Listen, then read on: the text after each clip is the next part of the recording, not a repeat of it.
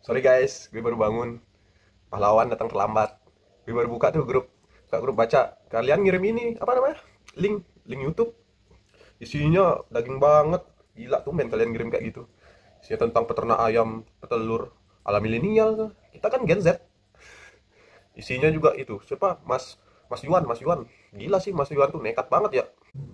Iya kan? Bayangin, sekarang lu touring ke peternakan ayam, besoknya lu yang jadi pembisnisnya. Kurang gokil apa coba si Mas Yun ini? Kalau aku mah sekarang touring ke peternakan ayam, besoknya ya makan ayam. Tapi dia keren loh. Dia tuh otodidak banget belajarnya dari YouTube, terus langsung praktikum gitu. Walau ya dari 1.500 ayam yang dipelihara, 40%-nya tewas. Ya begitulah, sakit banget dengernya, apalagi di dompet. Nah, makanya Mas Yuan kan dapat bilang, jangan modal nekat doang, harus ada rencana dari awal sampai akhir. Tapi nggak kebayangnya jadi Mas Yuan, dia bisa bangkit dari keterpurukan. Kalau gue di posisi itu, udah gantung diri rasanya ya. Mental gue nggak kuat, melihat ayamnya mati semua, 40%, gila tuh. Dan hebatnya Mas Yuan ya, dia langsung ngerti tentang semua ayam itu, soal ayam. Gila emang Mas Yuan ya. Iya loh, dari yang dia nggak ada basic sama sekali, sampai dia bahkan sekarang tahu macam-macam jenis ayam. Kayak ayam apa tuh tadi, ada Lohman Platinum, yang bahkan gue yang sekolah di peternakan itu baru pernah denger loh ayam itu. Ya kalau yang selama ini gue tahu sih jenis ayam ya kayak ada ayam goreng, ayam bakar, sate ayam. Itu aja yang gue tahu. Malu sih gue. Please Mei. Tapi ya, Mas Yuan itu detail banget tahu, mulai dari desain kandang, terus sirkulasi udara, bahkan sampai pakan aja dia yang racik sendiri tahu. Bahkan urusan air aja sensitif banget. Telah dikit ayamnya jadi mogok bertelur. Iya tuh, si Mas Yuan dapat cerita juga kan, waktu kejadian 4 jam air kosong. Dan waktu dibenerin selama seminggu, baru aliran airnya normal. Bayangin tuh, seminggu, nggak jalan loh produksinya. Bayangin, nggak jalan, seminggu loh produksinya. Dan ayamnya lebih gilanya, ngambek. Bayangin, ngambek loh. Udah kayak wanita aja ngambek. Aduh, apa sogok es krim aja ya, biar ini, mau dia gak ngambek. Aduh, ayam baperan. Ya, tapi oke lah, soalnya kan produk ayam ini juga hampir semuanya kayaknya bisa dimanfaatin ya. Telurnya bisa dijual, ya kan? Terus ayamnya kalau udah afkir juga bisa dijual. Even kotorannya pun juga bisa dijual. Jadi menurutku oke lah.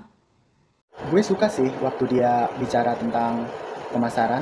Dulu memang ayamnya masih sedikit, jadi jualnya masih gampang. Tapi makin banyak ayamnya malah bingung dia mau jualnya kemana. Tapi untungnya sekarang udah dapat pasarnya. Dia juga bisa jualnya ke warung-warung gitu. Pas waktu PPKM, Mas Yuan bilang 100 kotak telur pada numpuk. Bayangin itu, 100 kotak telur. Bisa buka ruko telur cuy. Kita jualan telur. Pokoknya pagi, siang, malam, telur aja isinya. Tapi aku cukup relate sih, kayak inovasi tuh sering banget muncul pas saldo kita lagi limit, bukan pas saldo kita lagi unlimited. Kan kadang kayak, gosh. Bener banget. Yang penting mental juangnya sih. Apalagi sekarang malah bisa ngasih edukasi ke orang lain. Gue respect banget sih ini ke Mas Yuan. Dimana dari dia touring, niat gabut lah itu, bisa jadi bos ayam. Kita kapan ya bisa jadi bos? Kapan ya? Besok aja kali ya? Sekarang aku sih mau nyantai dulu sambil lihat taktik bisnisnya Mas Yuan.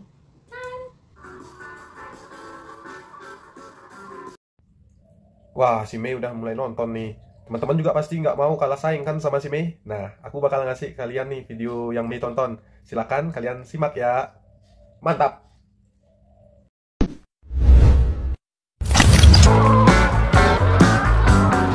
Perkenalkan, nama saya Yohan Karera. Saya di sini sebagai peternak ayam petelur di Desa Mulo, Wonosari. Awal mula saya terjun di dunia ayam petelur karena hobi saya kan touring.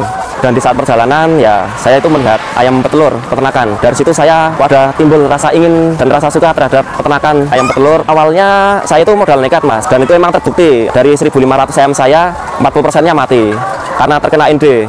Dan itu pun ilmu saya juga saya rasa masih kurang dan saya ingin belajar terus. Ayamnya saya memakai Lohman Platinum karena waktu bertelurnya dia itu lebih panjang dari strain ayam lainnya. Untuk kandang ini kapasitas 5.000. Yang harus diperhatikan itu contohnya apa? Sirkulasi udara. Kalau tidak ada sirkulasi udara yang bagus, maka gas amoniak yang di bawah menimbulkan penyakit. Penyakitnya itu bisa matanya bengkak, produksi menurun. Desain kandang juga diperhatikan. Ketinggian kandang dari bawah itu akan berpengaruh pada amoniaknya. Ayam itu kita jangan sering berganti-ganti pakan. Pemberian pakan itu memang harus konsisten, tidak boleh terlambat, tidak boleh kelebihan. Dan air itu kalau seperti ini jangan sampai kosong. Pemasarannya bagus, saya ke warung-warung, ke agen distributor telur, dan untuk bantuan. Stok telur itu sampai 100 kotak belum terjual. Karena emang yang terdampak PPKM, yang namanya bisnis, kita berbisnis pasti ada ya naik surutnya. Tapi kita itu harus bisa survive di keadaan sekarang. Saran saja kalau mau memulai peternakan, itu sebelum memulai harus ilmunya dulu. Tidak seperti saya dulu kan, setahu saya hanya ayam itu dikasih pakan dan minum. Inovasi kedepannya, saya tuh ingin membuat peternakan yang free range. Jadi ayamnya sistemnya umbaran. Jadi umbaran itu emang kandangnya seperti ini, nanti ayamnya umbaran, nanti kata pagi nanti dibuka pintunya pada di situ. Prinsip saya, apapun usahanya, kalau saya sudah niati, tetap saya lanjutkan dan saya seriusi. Terima kasih sudah menonton video ini dan semoga bisa menginspirasi dan jangan lupa subscribe.